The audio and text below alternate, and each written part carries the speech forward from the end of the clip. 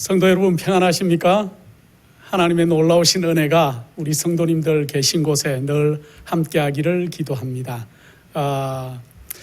우리 성경에서 가장 핵심적인 진리 가운데 하나는 뭐라고 여러분들은 생각하십니까? 우리 주님께서 다시 이 땅에 오시겠다는 이 재림의 기별이 성경의 가장 핵심적인 기별 가운데 하나라는 것들을 우리는 너무나 잘 알고 있습니다. 우리 주님께서 정말 이 아주 오시기를 바라는 이 백성들을 위해서 이제 곧 오시겠다는 이 놀라운 소식이야말로 전 인류가 기다리는 가장 놀라운 기별 가운데 하나고 또 기다리는 소식 가운데 하나가 아닐까 그런 생각을 합니다. 그래서 우리가 성경을 열심히 연구하고 또 기도하고 예언을 연구하면 할수록 우리 주님께서 이 땅에 다시 오시겠다는 그 놀라운 소식이 정말 임박했다는 것들을 우리가 시시각각으로 느끼는 때 우리는 지금 살고 있습니다. 성경에 아담 하와를 비롯해서 많은 노독들, 또 선지자들, 또 시를 썼던 많은 시인들, 또 많은 종교 개혁에 참여했던 개혁자들은 우리 주님의 재림을 고대하고 이 땅에 살아가고 있었다는 것들을 우리는 성경에서 너무나 잘 알고 있습니다. 아담과 하와가 에덴 동산에서 나온 다음에 그의 그 자손 가운데 7대손, 이제 뭐 한 대, 두 대, 보통 한 대를 요즘은 한 30년을 한 세대라고 하는데, 어쨌든 아담의 7대손 되는 에녹이 이 땅에 하나님과 300년 동안 동행했다는 것들은 우리는 너무나 잘 알고 있습니다. 어떻게 하나님과 300년을 동행했을까요?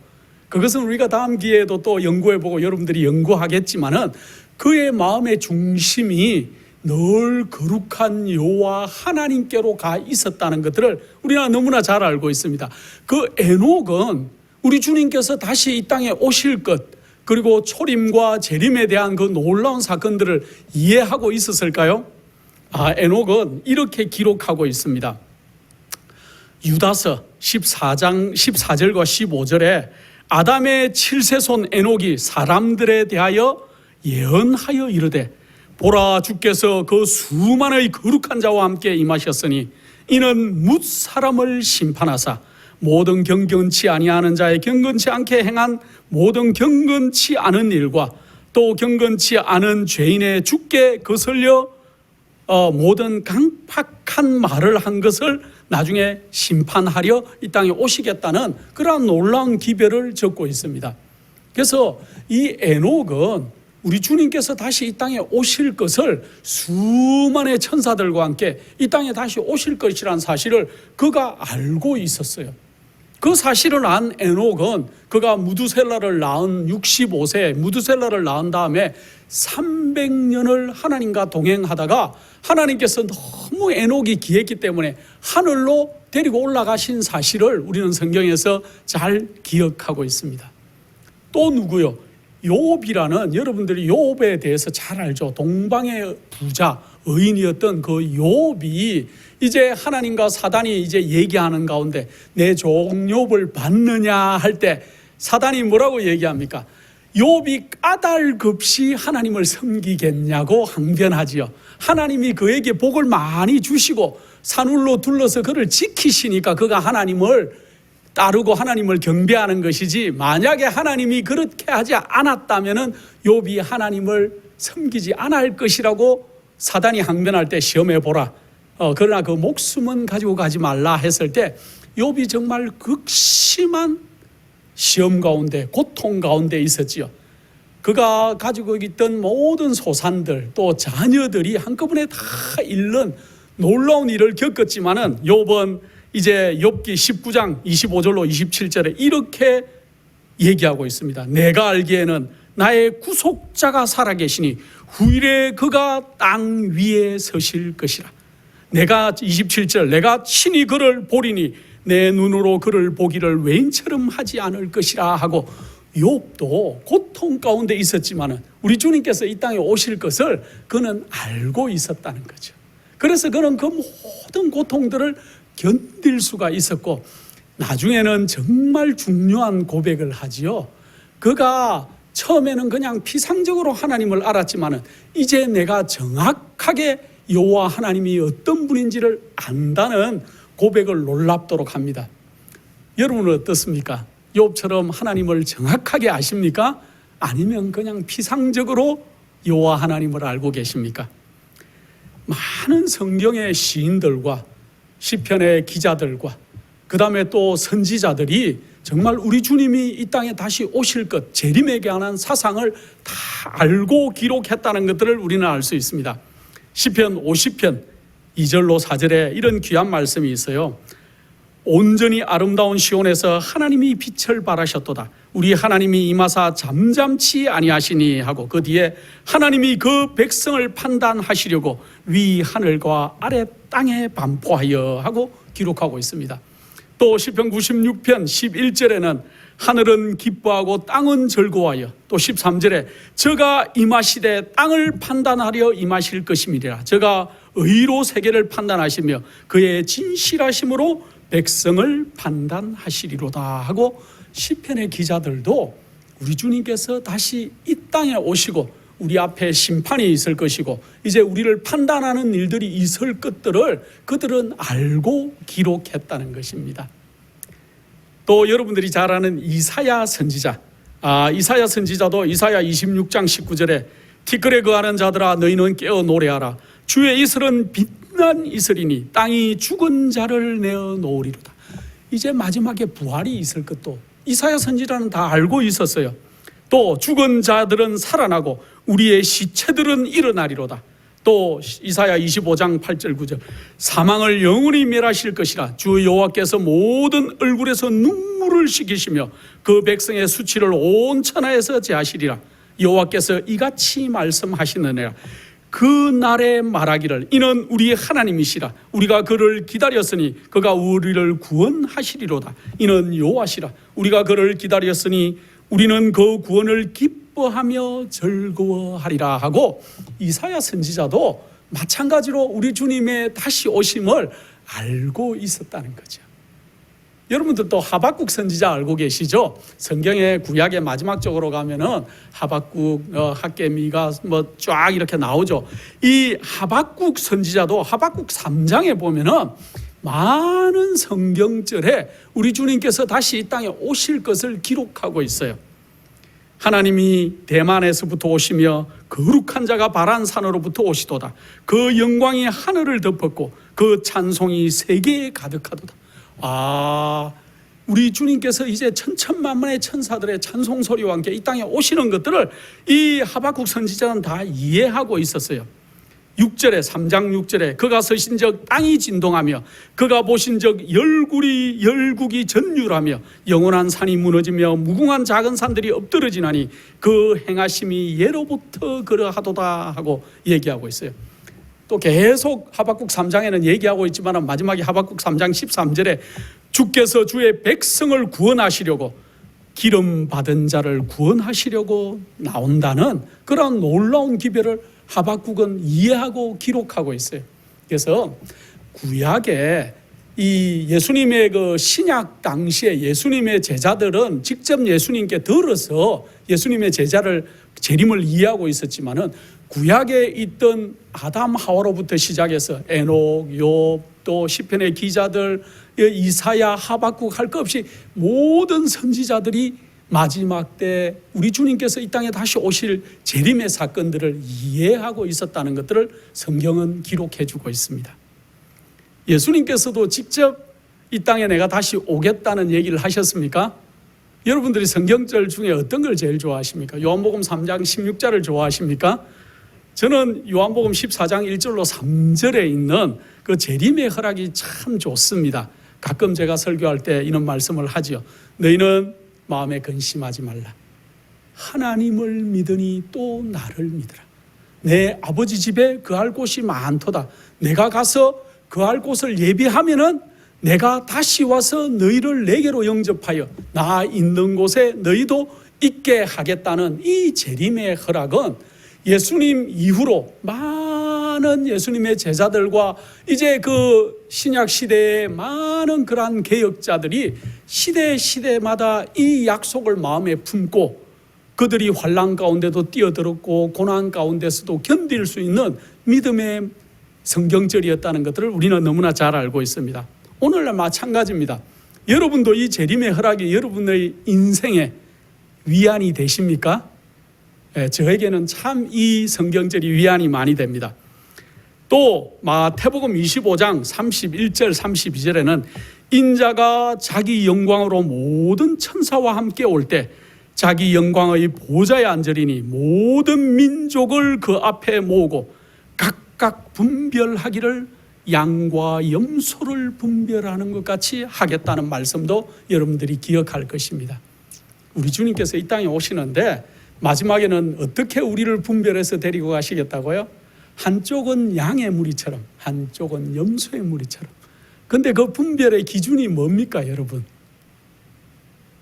내가 남들을 어떻게 대접했는지. 또 그때 그렇게 하죠. 그 양들의 무리에게, 구원받을 무리들에게 너는 내가 줄일 때 먹이게 했고 또 내가 가난할 때 도왔고 내가 어려움에 처할 때 날 이해해 줬고, 그렇게 얘기할 때 그들이 한결같이 하는 대답은 뭡니까? 주님, 제가 언제 그랬습니까? 저는 기억이 안 납니다. 염소의 무리에 있는, 구원받지 못할 무리에 있는 사람들에게도 얘기하죠. 너는 내가 줄일 때 주지도 않았고 내가 가난할 때 돌보지도 않았고 내가 곤란에 처할 때 날 더 곤란하게 만들었다는 그러한 얘기를 할 때 그들도 똑같은 얘기를 하죠. 주님, 제가 언제 그러지 않았습니까? 제가 교회를 위해서 이렇게 헌신했고 제가 이 진리를 고소하기 위해서 제가 얼마나 이 진리를 지켰는데 왜 저한테 이런 소리를 하십니까? 하고 항변하지 않을 것입니까? 마찬가지예요. 그러나 주님께서 바라시는 모습은 정말로 내 이웃을 내 몸과 같이 사랑하라는 거예요. 내가 헤아림을 하는 그 헤아림으로 너도 헤아림을 당하겠다는 거예요. 너희가 너에게 죄지은 자를 용서해 준 것 같이 나도 너희를 용서해 주겠다는 거예요. 그래서 우리 주님께서 정말로 이제 오실 것인데 분별하시기 위해서 나중에 양과 염소의 무리를 놓고 분별하시듯이 우리를 분별하기 위해서 이 땅에 오실 것을 주님께서 직접 얘기해 주셨습니다. 그 다음에 주님께서 이제 오순절에 제자들에게 성령이 내리기 전에 한 열흘 전에 이제 감람산에서 이제 성천하실 때 많은 사람들이 우리 주님의 하늘로 올라가시는 모습을 보고 하늘을 이렇게 쳐다보고 있을 때 누가 얘기합니까? 천사가, 흰옷 입은 두 사람이 천사죠. 천사가 갈릴리 사람들아 어찌하여 서서 하늘을 쳐다보느냐? 너희가 지금 올라가심을 본 이 예수는 올라가심을 본 그대로 어떻게 하시겠다고요? 내려오시겠다고 직접 성경에 얘기하고 있습니다. 사도행전의 1장에 그 얘기가 있죠. 그래서 많은 사람들, 예수님께서도 재림을 직접 얘기하셨고 또 예수님을 수종들던 그 천사들도 우리 주님께서는 올라가심을 본 그대로 이 땅에 오시겠다고 얘기하고 있습니다. 자, 이제 예수님을 직접 뵙지는 못했지. 물론 뵙죠. 다메섹 도상에서 한번 뵙기는 뵙지만은 사도 바울은 뭐라고 얘기합니까? 주께서 호령과 천사장의 소리와 하나님의 나팔로 친히 하늘로 쫓아 강림하시리라고 데살로니가전서 4장 16절에 그렇게 분명하게 얘기하고 있습니다. 그래서 바울은 이 재림을 얼마나 확신하고 있었는지 모릅니다.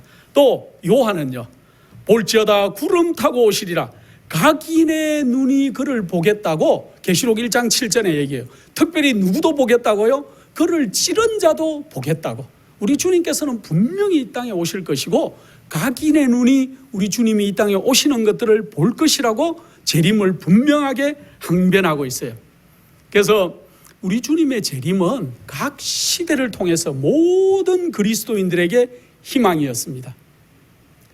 오늘날 여러분에게도 우리 주님께서 다시 오신다는 소식은 희망이십니까? 아니면은 아이쿠 아직 내가 준비가 안 됐는데 주님 조금만 더 있다 오십시오, 이런 마음이십니까? 우리 주님의 재림은 우리가 인정하든 인정하지 않든 우리 문 앞에 당도했다는 것들을 우리가 지금 느낄 필요가 있습니다. 그래서 많은 사람들은 정말로 우리 주님께서 십자가에 돌아가셨고 성천하시고 이 땅에 안 계셨지만은 또 그들의 전도 활동 동안에 심한 박해와 슬픔 가운데 있었지만은 그러나 그들에게 한 가지 희망은 우리 주님께서 다시 오실 것이라는 그 놀라운 사실이 우리 주님의 재림이 그들에게는 놀라운 희망이었고 버틸 수 있는 힘이었다는 것들을 우리는 잘 알고 있습니다. 바울이 전도할 당시에 데살로니가에 있던 많은 성도들은 그들의 당대에 우리 주님이 오실 것을 고대를 많이 했다 그럽니다.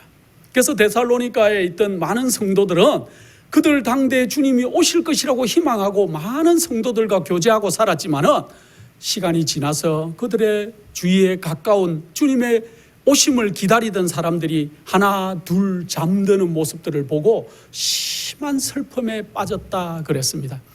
그래서 바울은 데살로니가 전서 4장 16절로 18절에 우리가 장례식에 가면은 장례식에서 가장 많이 인용하는 성경절, 저도 참 무수한 장례식에 참여하지만은 특별히 하관 예배, 땅에 이렇게 그 성도들을 의탁할 때 마지막으로 이 성경절들을 우리가 많이 낭독하고 위로하는 것들을 알 수 있습니다. 바울은 그 데살로니가 성도들이 자기의 가까운 사람들, 친척들, 가족들 또 성도들이 그들 먼저 주 안에서 잠들 때 안타까운 마음을 가질 때마다 이 성경절을 설명해 줬습니다. 그리스도 안에서 죽은 자들이 먼저 일어나고 또 그 후에 우리 살아남은 자도 저희와 함께 구름 속으로 끌어올려 공중에서 주를 영접하게 하시리니 그리하여 우리가 항상 주와 함께 있으리라. 그러므로 이 여러 말로 서로 위로하라. 바울은 우리 주님의 다시 오심을 너무 확신하고 있었어요. 또 그는 밝히 알고 있었어요. 어떤 일이 일어날지. 그래서 우리 주님이 오시는 그날에 먼저는 어떻게 한다고요? 주 안에서 잠든 자들이 먼저 일어나겠다고요. 누가 일어난다고요? 주 안에서 잠든 자들이 다 일어나는 게 아니고 주 안에서 예수 그리스도를 믿고 잠들었던 그러한 성도들이 먼저 일어날 것이라고. 그 다음에 우리 살아남은 성도들이 함께 공중으로 끌어올려진다 그래요. 여러분들 성경은 상상을 해야 돼요. 그냥 피상적으로 쭉 읽고 말고 할 것이 아니고 실제로 내가 그 자리에 이제 섰을 때 어떤 느낌일까를 한번 생각해 보십시오. 공중으로 싹 끌어올려져서 우리 주님을 맞이할 거라 그럽니다. 공중에서, 이 땅에서 맞이하는 것이 아니고 공중에서 주를 영접할 것인데 그 영광스러운 자리에 여러분과 제가 있어야 되지 않겠습니까? 그러한 성도들이 되기 위해서 우리가 이 땅의 생각을 좀 접어야 돼요. 너무 이 땅에 골몰하고 살면은 이 땅의 사람의 관계와 또 나의 부를 위해서, 내 가족의 안위를 위해서, 또 나의 이 처신을 위해서, 명예를 위해서, 그런 것들을 위해서 너무 골몰하고 이 땅에 사실 때가 아니라는 것들을 기억할 필요가 있습니다. 우리 주님께서 곧 오십니다. 우리 주님께서 오실 때 죽은 자들이 먼저 일어날 것이고 또 우리 살아남은 자들도 공중으로 끌어올려져서 주를 영접하고 또 우리가 어떻게 할 겁니까? 일주일 동안 하늘을 여행하면서 하늘로 올라갈 것인데 정말 그게 가능할까? 이렇게 생각하시는 분들도 계십니까? 요즘 여러분들 그 스윙수트라고 이렇게 사람이 비행기를 안 탔는데도 그 수트를 하나 입고 장치를 하나 하면은 이렇게 쫙 날아서 뭐 200km를 달린다 그럽니까? 자세히는 모르겠지만은 얼마 전에 두바이에서 세계적으로 유명한 스턴트맨이 이 스윙수트를 입고 막 날아다니다가 그 사람이 착지를 해야 되는데 낙하산이 안 펴져서 졸지에 변을 당했다는 안타까운 소식을 들었습니다. 그런데 그 사람이 날아가는 영상을 제가 봤어요. 정말 멋있더라고요. 사람이 아무것도 장치 없고 헬멧은 썼지만은 스윙수트를 입고 하늘을 정말 빠른 속도로 날아다니니까 와, 인간의 기술도 이렇게 사람을 공중에 띄워서 날아다니게 할 수 있는데 하나님의 놀라운 과학은 여러분들을 분명히 구름 속으로 끌어올려지게 해서 우리 주님을 만나게 할 것들을 믿으셔야 돼요. IQ 150도 안 되는 인간이 고안해낸 장치들이 이러할지인데 우리 하나님께서 어떻게 놀라운 일을 우리에게 베푸실지는 우리가 가히 짐작할 수가 없을 것 같습니다.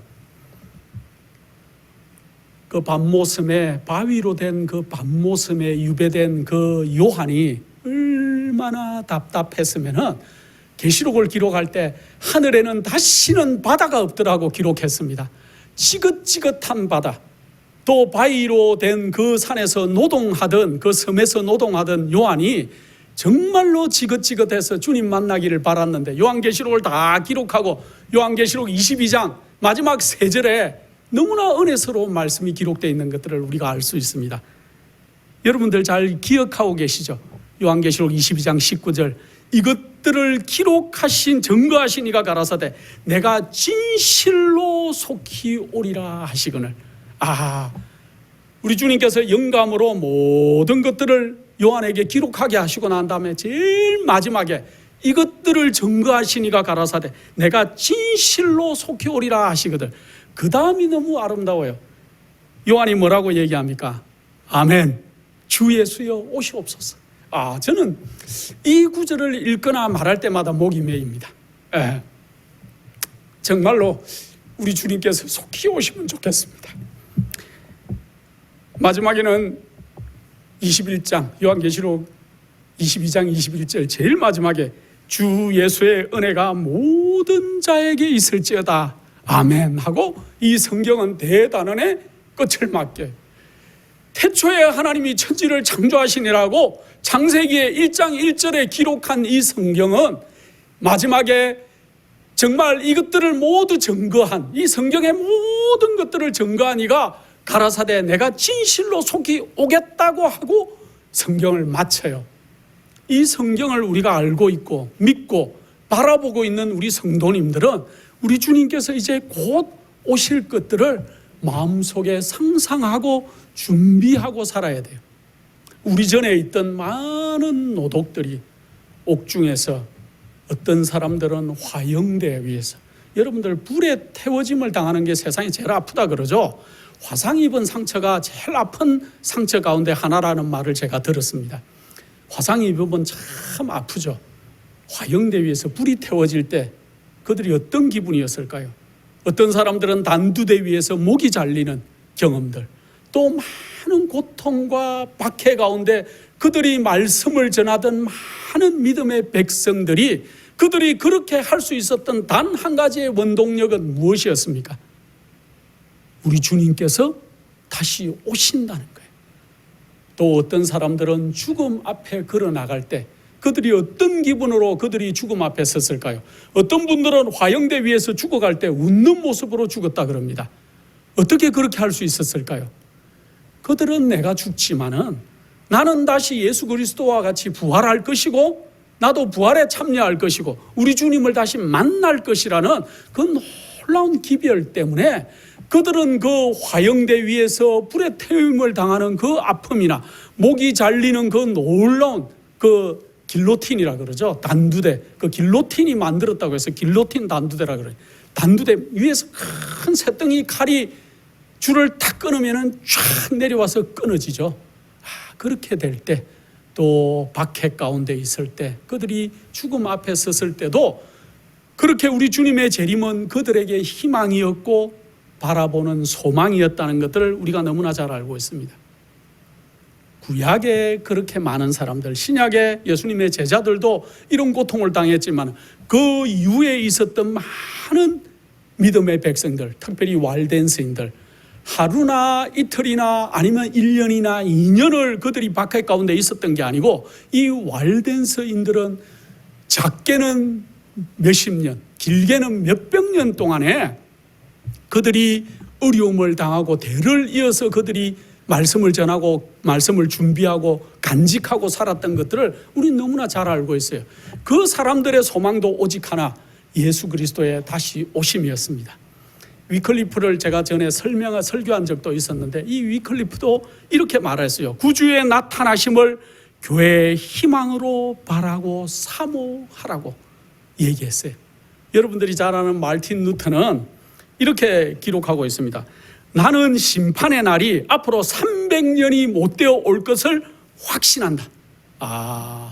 마르틴 루터는 내가 앞으로 300년이 못 되어 이 심판의 날이 올 것을 확신한다. 하나님께서는 이 사악한 세상을 더 이상 오래 참지 않으실 것이며 참을 수도 없을 것이다. 이 가증한 나라가 전복될 큰 날이 다가오고 있다 하고 얘기하고 있습니다. 말틴 루터가 언제 돌아가셨는지 여러분들 어렴풋이 아십니까?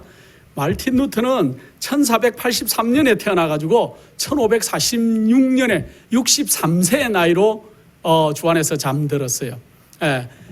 1546년, 그래서 제가 300년이 안 되어 주님께서 오실 것이다 한 말틴 루터의 얘기를 이렇게 가만 생각해 보니까, 계산을 해 보니까 300년을 거기다 더하면 1846년인데 1844년에 실제로 이 재림운동이 일어났을 때 실제로 그때 주님이 오셨으면 말틴 루터의 예언은 300년이 안 되었다고 왔다 정확하게 이루어질 뻔했습니다. 또 멜란 힌턴이라는 그러한 사람이 있었어요. 이 사람은 누구냐 하면은 말틴 루터의 설교를 듣고 그가 감명을 받아가고 말틴 루터에게 조력한 그런 사람인데, 유명한 이유는 아우구스트루프 신앙 고백이라는 것을 그가 기초해서 썼던 그러한 사람이라고 합니다. 이분은 뭐라고 그랬냐면은 이 낡은 세상은 그 끝이 멀지 않았다. 이 개혁자들이 다 우리 주님의 오신 날들을 이제 가까웠다는 것들을 다 알고 있었다는 거예요.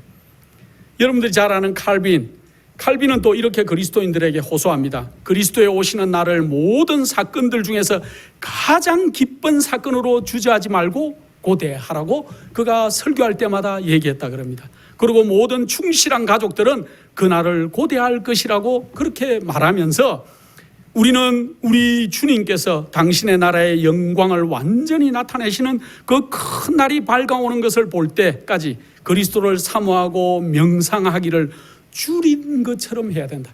우리가 배가 고파서 음식을 찾는 사람들처럼 우리가 우리 주님의 오심을 그렇게 기다리고 있어야 된다는 것을 칼빈은 역설하고 있습니다. 여러분들도 존 낙스라는 분을 잘 알고 계십니까? 이분은 위대한 스코틀랜드의 개혁자였는데, 이 존 낙스가 이렇게 제가 이 전기를 좀 읽어보니까 그 존 낙스가 고통을 굉장히 많이 당했더라고요. 존 낙스는 고난을 굉장히 많이 당했는데, 제가 이분의 그 글 중에 한 가지가 내가 마음에 들었던 것 하나는 뭐였냐면은, 그가 기도할 때 스코틀랜드를 저에게 주십시오. 저는 스코틀랜드를 위해서 헌신하겠습니다. 주님, 스코틀랜드를 내게 주십시오. 옛날에 우리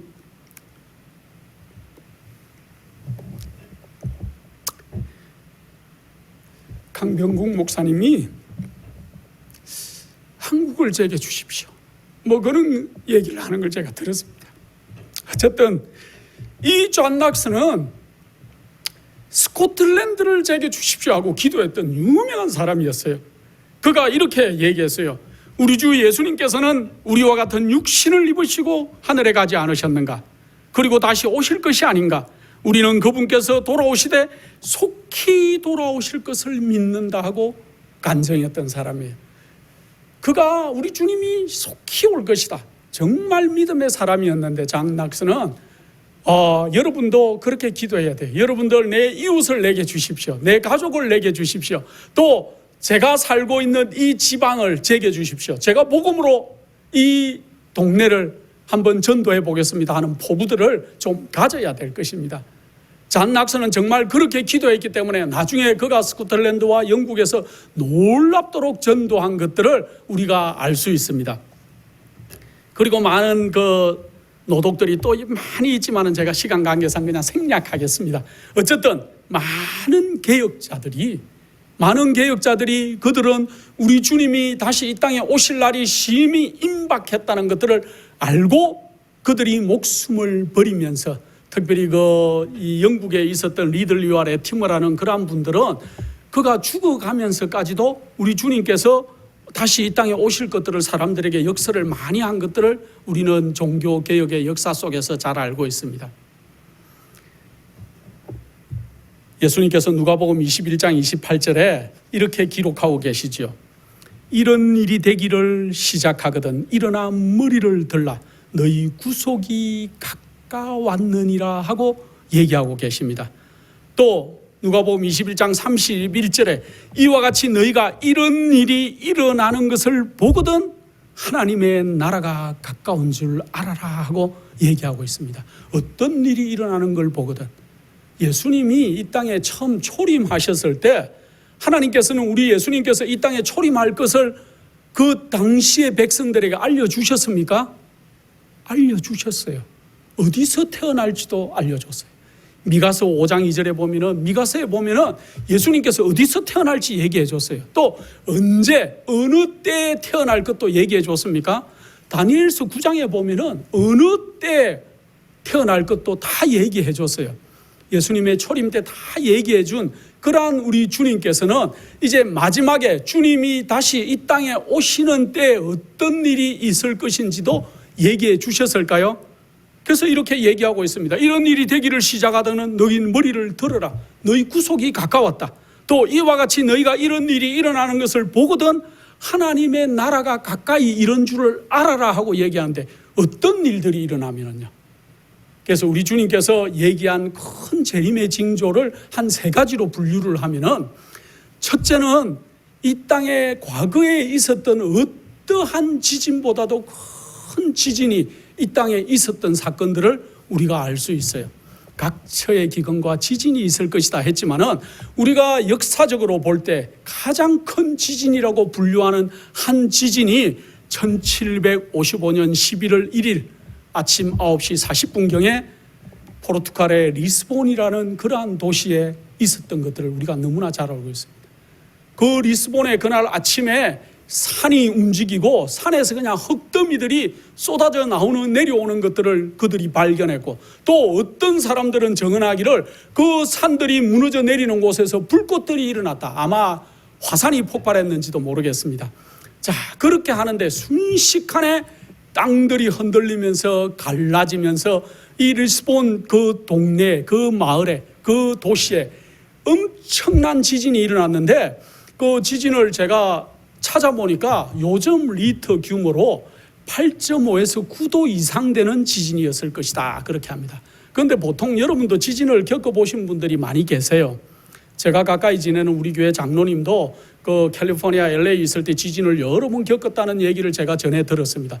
저도 미국 시애틀에 살 때 한 25년 전, 30년 가까이 됐을 때 지진을 경험해 본 경험이 있습니다. 그런데 지진이 길지 않더라고요. 제가 느끼기에는 굉장히 길었다고 느끼지만 실제로 보면 30초가 채 안 되는, 1분도 채 안 되는 그러한 지진들을 우리가 사실은 겪어요. 리스본에 일어났던 이 지진은 최소 5분 동안 흔들렸다.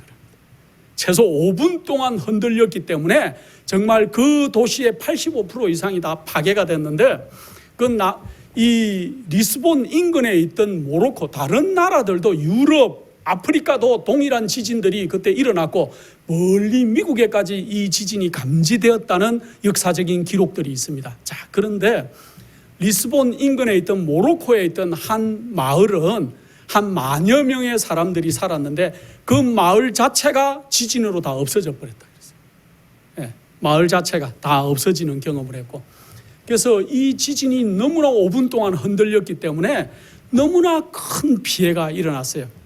그런데 이 리스본은 항구 도시였기 때문에 그때 당시에 포르투갈과 스페인은 대항해 시대를 맞아서 많은 식민지들을 정복하느라고 항구를 굉장히 크게 만들고, 또 항구에 그 부두 있죠. 그 배들이 정박할 수 있는 부두를 굉장히 크게 만들었는데, 특별히 그 리스본에는 부두를 얼마나 크게 만들었는지 인간이 파괴가 절대 할 수 없는 부두라고 명칭할 정도로 대리석으로, 저도 바닷가 사람이기 때문에 부두를 많이 봅니다. 근데 콘크리트로 또 많은 그 큰 콘크리트 구조물들을 쌓아서 이렇게 이 방파제를 만들어요. 근데 큰 파도들이 오면 가끔 소실되기도 합니다.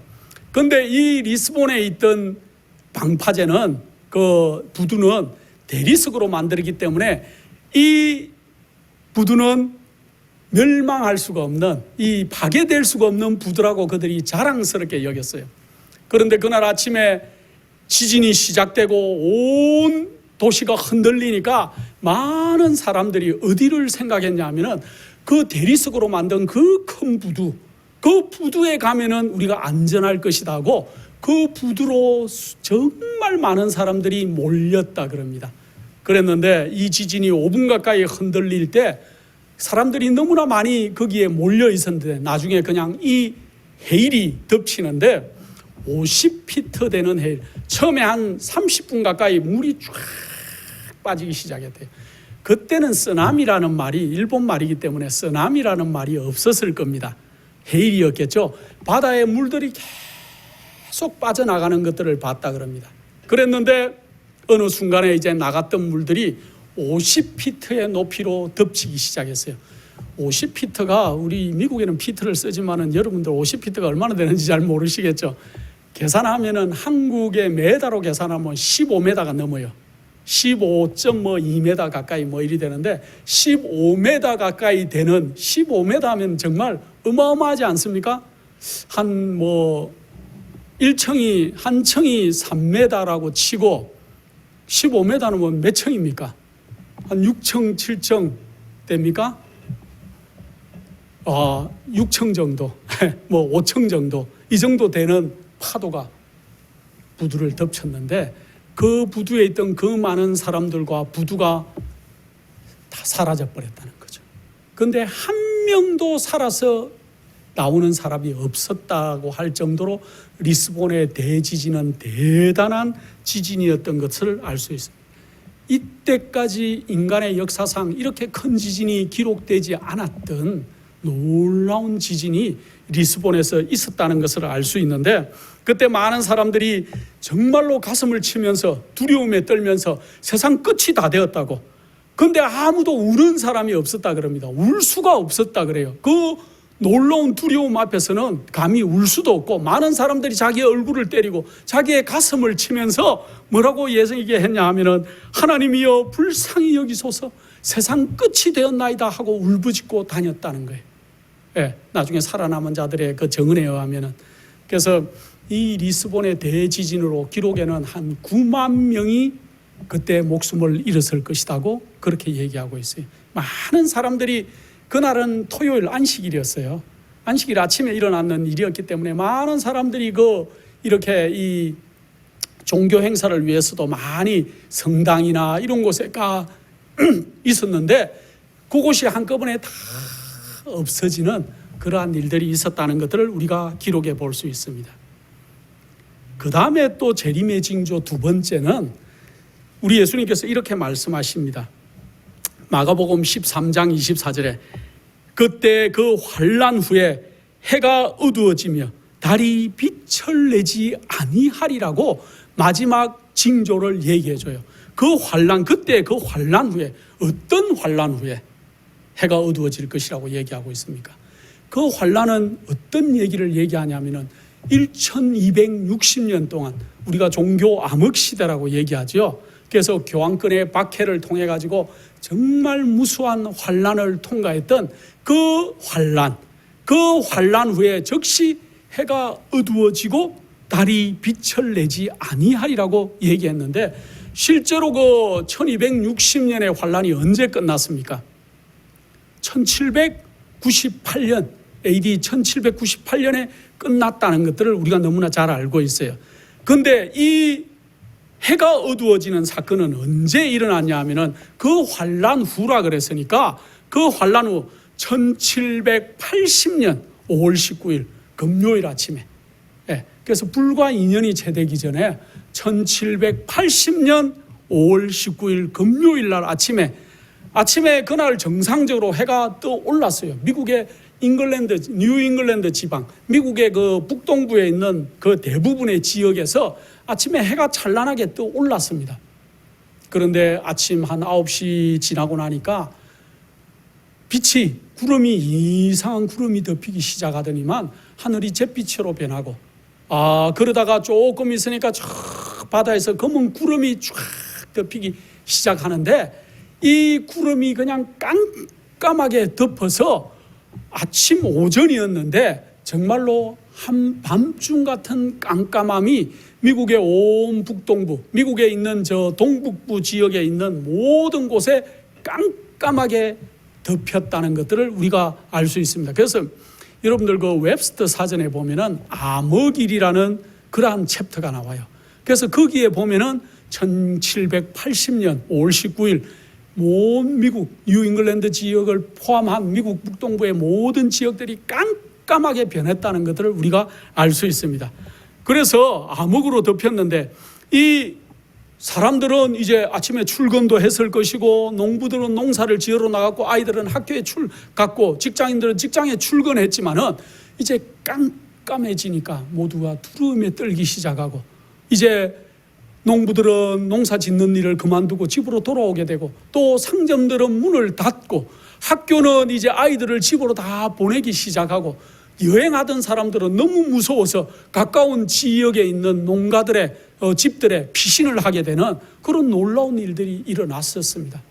그래서 이 집에 있던 그러한 그 부인들, 어머니들은 촛불을 밝히기 시작하고 그래서 정말로 이 한낮이었지만은 깜깜한 밤처럼 변한 그러한 사건들을 볼 수 있습니다. 그래서 닭들이 자기의 그 회에 닭장에 올라가가지고 이제 이 밤인 줄 알고 올라가고 짐승들도 이제 깜깜해지니까 자기들의 우리의 한쪽에 모여서 울부짖기 시작하고 또 개구리는 울고 작은 새들은 저녁이 되면 부르는 저녁의 노래를 부르고 박쥐들은 밤이 되었는 줄 알고 박쥐들이 그들의 굴 속에서 나와서 날아다니기 시작했어요. 그래서 모든 생물들은 밤인 줄 알았지만 그것이 밤이 아니고 낮이라는 걸 아는 사람 오직 그 생명체들은 사람들이었다. 그렇게 사람들은 이게 지금 낮인데 이렇게 밤처럼 변했다는 것들을 보고는 사람들이 굉장히 두려움에 떨었어요. 그들이 촛불을 켜지 않으면은 손목시계나 그들의 벽시계도 구분할 수 없을 정도로 깜깜함이 그들에게 이르렀어요. 그래서 밥을 먹거나 집안일을 하거나 아무것도 할 수 없는 그런 지경에 이르렀다는 것들을 우리가 알 수 있습니다. 그래서 그날 낮 동안 굉장히 깜깜한 한밤 같은 어둠이 이제 저녁이 됐을 때 풀려서 해가 나기 시작했다 그랬어요. 해가 좀 비치기 한두 시간. 자, 그렇게 하고 다시 이제 밤이 되었어요. 근데 그날 밤은 그 해가 풀문 만월이라 그러죠. 우리가 보름달처럼 크게 뜨는 그러한 날이었지만은 밤이 되니까 달빛이 이상하고 점점 어두워져서 그날 밤에 어떤 사람은 이렇게 기록하고 있었다 그럽니다. 나는 그때 우주의 발광체가 모두 뚫고 나올 수 없는 암흑에 쌓였거나 없어져 버렸다는 것을 생각할 수밖에 없었다 하고 어떤 분이 기록을 해놨어요. 그래서 하늘에 있던 발광체들, 달이고 별이고 모든 하늘에 있던 발광체들이 다 없어져 버린 것 같은 깜깜함이 그렇게 덮었다는 거죠. 자, 그리고 점점 더 어두워져서 한밤중에 달빛이 이제 비치기 시작했는데 그 달빛은 마치 핏빛같이 보였다 그랬어요. 예, 우리가 지난주에 저희 미국이나 또 한국에도 그런 달이 떴는지 모르겠지만은 자유의 여신상 위에 핑크빛 달이 떴다고 신문에 이렇게 사진이 핑크빛으로 나온 것들을 봤습니다. 그 달하고 지금 여기에 말하는 이 핏빛하고는 다른 거예요. 예, 그래서 근데 사실은 이 사건은 2500년 전에 성경에 예언된 사건이라는 것들을 우리가 알아야 될 필요가 있습니다. 그냥 일어난 사건이 아니고 2500년 전에 요엘 선지자를 통해서 하나님께서는 이 일이 있을 것을 미리 성경에 기록해 두셨어요. 요엘서 2장 31절에 여호와의 크고 두려운 날이 이르기 전에 해가 어두워지고 달이 핏빛같이 변하겠다고 요엘 선지자는 미리 얘기해놨어요. 2500년 전에 여호와의 크고 두려운 날, 우리 주님의 재림이 있기 전에 하늘에 빛이 어두워질 것이고 또 달이 핏빛으로 변할 것이라는 것은 얘기해 놓은 사건이 그대로 일어났다는 것들을 알 수 있어요. 언제 일어났습니까? 1780년에 일어났어요. 지금부터 얼마 전입니까? 제가 계산해 보니까 240년 가까이 됐어요. 근데 지금 우리 주님께서는 너그러우셔서 아직 준비되지 않은 우리를 위해서 240년을 기다리고 있어요. 옛날 이 땅에 홍수로 이 세상을 멸하기는 할 것이었지만은 무두셀라를 이 땅에서 가장 오래 살게 했어요. 969살. 그때 당시에 평균 사람들 나이는 912살 정도였다 그럽니다. 900살 정도의 평균 나이에 왜 무두셀라는 가장 오래 969살까지 살았을까요? 무두셀라의 이름은 그가 죽을 때 그것이 올 것이라는 얘기예요. 그래서 무두셀라의 마지막이 세상에 끝난다는 걸 그때 알았기 때문에 하나님은 무두셀라의 생명을 연장시키고 많은 사람들이 회개하고 돌아오기를 바라셨어요.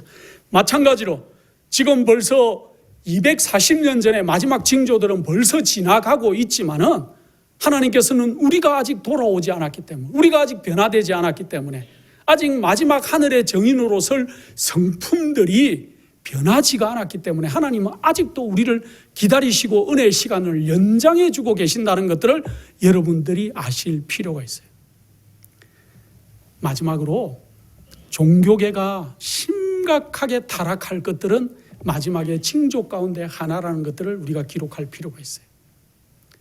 지금처럼 종교계가 타락한 때가 과거에 없었을 정도로 종교계는 정말 타락했어요.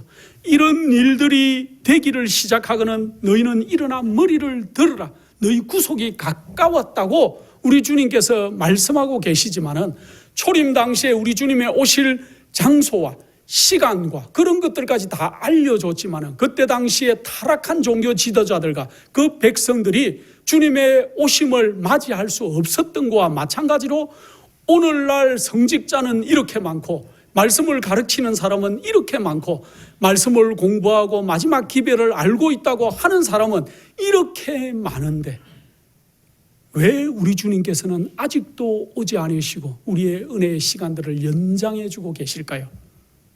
그 단 하나의 이유는 다른 사람에서 찾을 것이 아닙니다.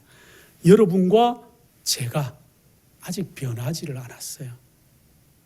우리가 버려야 할 것들이 있는데 버리지를 못해요. 나는 이것은 고수해야 돼. 이것이 진리를 고수하는 사람의 성격이야, 성품이야 하고 붙들고 있는 어떤 것들, 그것이 변하지 않기 때문에 주님께서 오늘날 오시지를 못하는 것이라고 생각합니다. 특별히 많은 사람들은 우리 주님께서 오실 것을 알고 있지만은 그들은 이 겸손하고 사랑하고 남들을 좀 봐주고 하는 정신들이 타락해가지고 교만해지고 내가 하는 것이 옳아, 나의 주장이 맞는 주장이야. 또 그들이 형식주의에 너무 빠졌어요. 특별히 미국에 있는 사람들은 더 그렇습니다. 미국에 있는 기독교인들이 얼마나 타락을 했는지 미국의 본을 모든 사람들이 보고 있어요. 부가 생기고 미국은 부가 생기면서 또 그들이 잘 살게 되고 자본주의에 더 깊이 빠지고 빠질수록 하나님을 더 등한시하고 지금 미국의 대부분의 교회들은 젊은 사람들을 찾아볼 수가 없는 형편이에요. 한국도 마찬가지일 것입니다. 그래서 많은 교회들이 고령화됐고 주를 기다리는 백성들이 점점 줄어가고 재림의 기별들은 정말 하찮은 기별로 여겨지는 때 우리가 살고 있어요. 그러나 모든 기별마다 모든 단상마다 우리 주님께서 다시 오실 것이라는 이 놀라운 기별을 우리가 힘차게 전해야 될 것이고 우리가 만나는 사람마다 그렇게 전해야 될 것입니다. 모든 사람들은 재림의 징조에 대해서 송역이 되어버렸어요. 이제 눈이 멀어가지고 아무리 설교단상에서 얘기하고 아무리 진리를 가르치는 사람들이 얘기해도 나하고는 상관이 없는 것처럼, 그래서 세상에 한 발을 두고 또 우리 주님께도 한 발을 담그고 내가 기회가 있으면 언제든지 갈아탈 수 있도록 그렇게 하고 있는 것이 오늘날 형편이 아닌가 그런 생각을 합니다. 한국에 요즘 그 코인 열풍이 분다 그러죠. 그 코인 이것을 투자하면 나중에 돈이 많이 될 것이고 지금 코인이 천정부지로 올라가죠. 그래서 많은 사람들이 이것을 투자를 하고 하는데 며칠 전에 신문에 보니까 그게 반토막이 났다 그러고 이제 앞으로 그것 때문에 패가망신하는 사람들이 엄청나게 생길 것입니다. 마치 노아의 때와 같은 때가 지금 기독교인 안에서도 일어나요. 여러분들은 혹시 뭘 투자하고 계십니까? 아파트에 재투자를 하십니까? 코인에 투자를 하십니까? 주식을 하십니까? 이 땅을 위해서 뭘 투자하고 계십니까? 하나님의 사업을 위해서 좀 투자하시기 바랍니다. 하나님의 사업을 위해서 여러분들의 정성과 여러분들의 재물과 여러분들의 시간을 투자할 때가 있다면 바로 지금일 것이에요. 마지막 때는 노아의 때와 같다 그랬습니다. 그들이 먹고 마시고 장가가고 시집가고 그들의 좋은 대로 그들이 하다가 세상이 물로 한번 멸하여졌지요. 그런데 마지막에 우리 주님께서는 마지막 때에도 꼭 노아의 때와 같을 것이라고 얘기하고 있습니다. 누가복음 21장 34절에 너희는 스스로 조심하라. 그렇지 않으면 방탕함과 술 취함과 생활의 염려로 마음이 둔하여지고 뜻밖의 그날이 듣과 같이 너희에게 임하리라 하고 얘기하고 있어요. 또 36절에 그러므로 너희는 장차 올 이 모든 일을 능히 피하고 인자 앞에 서도록 항상 기도하며 깨어 있으라. 어떻게 하라고요? 지금 사람들은 생활의 염려로, 생활의 염려가 없는 분들은 없지요. 생활의 염려가 있는 것은 당연합니다. 그러나 그 먼저 하나님을 생각하라는 거죠. 장차 올 일을 위해서 인자 앞에 서도록 항상 기도하며 깨어 있으라. 그런데 35절에 누가복음 21장 35절에 이런 귀한 말씀이 이 날은 온 지구상에 거하는 모든 사람에게 임하겠다 그랬어요. 나는 피해가겠지가 아니고 모든 사람에게 임하겠다 그랬습니다. 지금 여러분들의 신앙의 상태는 어떠하십니까?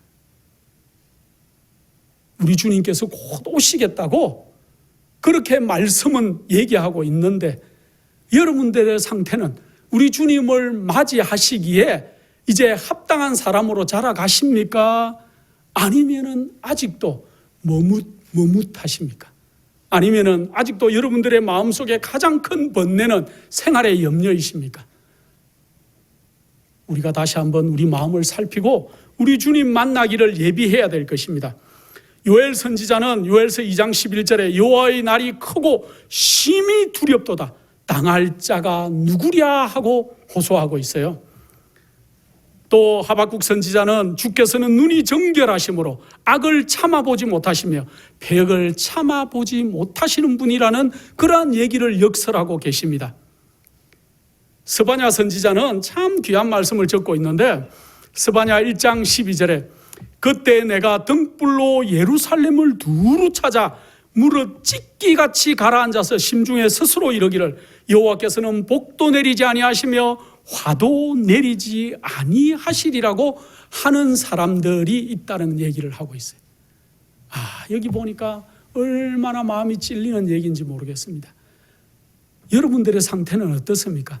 이제 찢기처럼 가라앉아서 그냥 막 옛날에는 아주 활동적이고 열심히였고 주의 재림을 기다리고 내가 열심으로 신앙했는데 시간이 오래 가다 보니까 이제 찢기처럼 가라앉아서 그냥 쫙 밑에 가라앉아서 있는 여러분들의 상태, 그러면서 이러기를 자기 위안으로 여호와께서는 복도 내리지 아니하시고 화도 내리지 않으실 분이라는 그런 스스로의 위안을 하고 계시는 거 아닌가 한번 생각해 보시기 바랍니다. 앞으로 여러분들의 은과 금이 여호와의 분노의 날에 능히 여러분들을 건지지 못할 것이라고 성경은 얘기하고 있어요. 또 여러분들의 재물은 노략이 될 것이라고 얘기했어요. 마지막 때 그 또 여러분들의 집이 황폐하게 될 것이라고 성경은 얘기하고 있습니다. 그래서 여러분들의 보화를 어디다 쌓아야 될까요? 여러분들의 정성을, 여러분들의 모든 것들을 어디다 지금 투자하고 계셔야 될까요?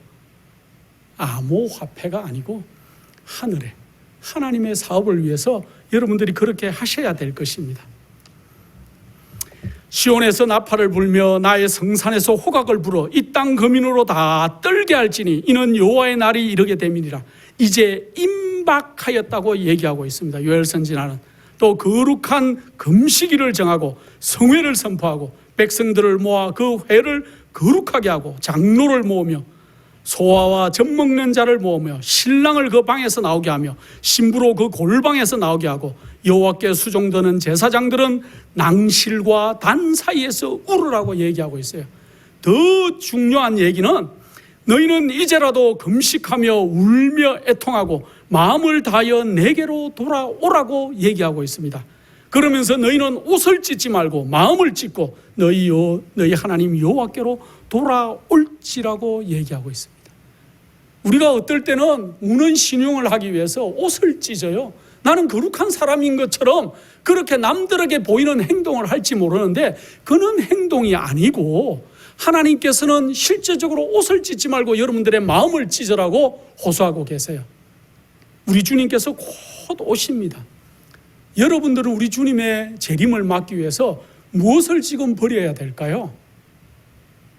내가 가지고 있는 잘못된 고정관념, 또 세상과 하나님을 한 발씩 걸치고 있는 문제들, 또 아니면 주님보다는 세상의 부귀영화나 아니면 재물과 모든 것들을 더 중요하게 여기는지, 아니면 내가 가지고 있는 생각, 이 생각을 버리지 못해서 그렇게 하고 있는 것은 아닌지도 한번 생각해 볼 필요가 있어요. 우리 주님 앞에 버리지 못할 것들이 아무것도 없다는 것들을 알아야 될 것입니다. 우리는 지금 영적 혼수 상태에 빠져 있어요. 그래서 여러분들이 빨리 깨어나시기 바랍니다. 주님이 곧 오십니다.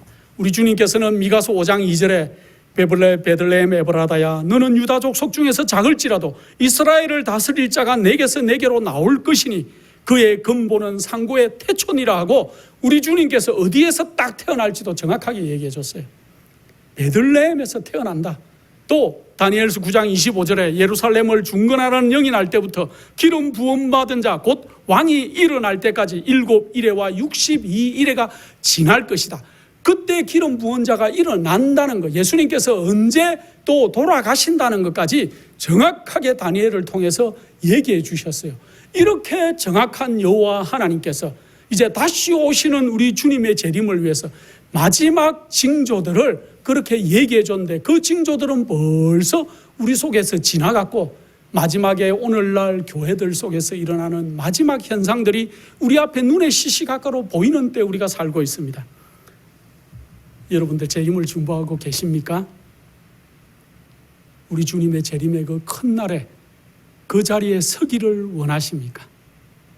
그러면 우리가 지금 가지고 있는 생각들, 우리의 고집들, 또 남을 이해하지 못하는 우리의 성격들, 또 우리가 세상을 사랑하는 마음들, 또 내가 가장 아끼고 이것은 모르겠지 하는 은밀한 찌꺼기들을 내려놓으시기 바랍니다. 우리가 그리해서 마지막 우리 주님 오시는 그날 우리가 이제 공중으로 끌어올려져서 주를 맞이하고 마지막 하늘의 대쟁투가 마치는 그날 하늘의 정인으로 서시는 놀라운 주님의 백성들이 다 되시기를 믿음의 마음으로 축원합니다. 기도하겠습니다. 거룩하신 아버지 하나님, 우리 주님의 오시는 발자국 소리가 점점 크게 들리는 이때 이제 우리가 정신을 차리고 머리를 들어서 주의 오심을 맞이할 수 있는 믿음의 백성들로 자라가기를 원하오니 우리를 인도하시고 또 우리의 모든 것들을 버리고 주를 맞을 거룩한 성품으로 우리를 재창조하여 주시옵소서. 아버지 하나님, 우리의 헤아리는 그 헤아림으로 우리가 헤아림을 당할 것이라고 하셨사오니 아버지 하나님, 우리가 정말 이 땅에서 거룩한 성품을 이어가는 믿음의 백성들이 될 수 있도록 도와주시고 하늘의 정인으로 서기를 바라오니 우리를 그 자리에 있게 하여 주시옵기를 사랑이 극진하신 예수 그리스도 이름으로 기도드립니다.